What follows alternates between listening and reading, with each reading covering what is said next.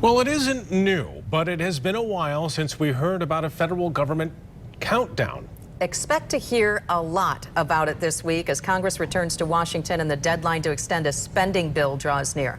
24-Hour News 8's political reporter Rick Alvin is here with more countdown to the shutdown. That's right, Brian. I was going to say that was my mistake. It is countdown to the shutdown. We've seen this before. Last time was in 2013.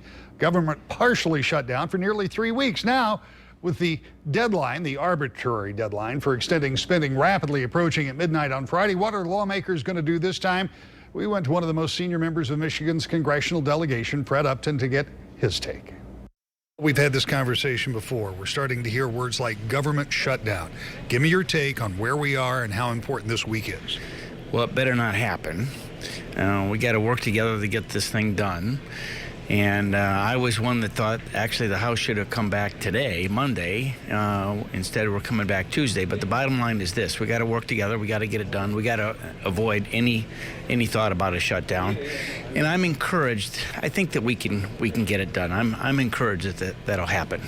Republicans have had some experience with this, and it didn't necessarily serve them well. Well, you're right.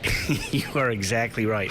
It does not serve anybody well if we have a shutdown. Terrible disruption. Yes, of course, essential folks will still go to work, but that's not what we need. We need to govern, and I got a sense that when we come back midweek, that we'll have a deal that most of us can support. Federal government shut down something like 18 times since the 1970s. Difference this time would be if Congress cannot come with a plan to keep government running past Friday. It'd be the first time that one party holding the House, the Senate, and the White House would let the government hit the skid since the Carter administration. And there's big conversation downstairs. Why is this happening? Well, there's an arbitrary deadline that was set back in December.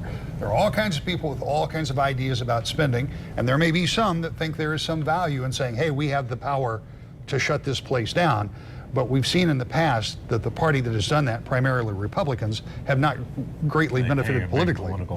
For it, yeah, that's for sure. All right, we'll keep an eye on that one. We've got a couple of days. Yes, we do. Thanks, Rick.